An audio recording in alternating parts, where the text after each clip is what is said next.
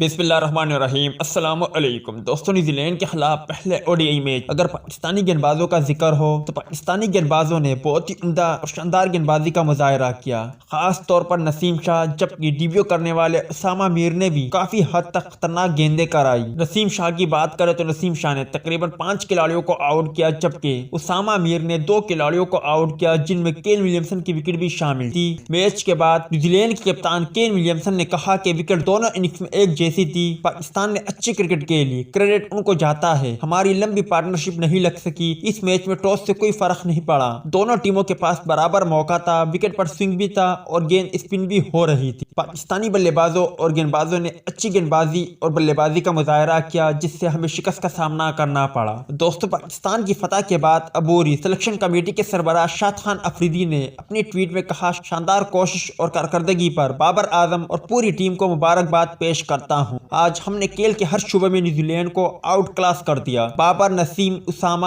حارث اور رضوان کے لیے بڑا دن۔ فخر نے بھی اچھا آغاز فراہم کیا، امید ہے ہم دوسرے میچ میں بھی اسے برقرار رکھیں گے۔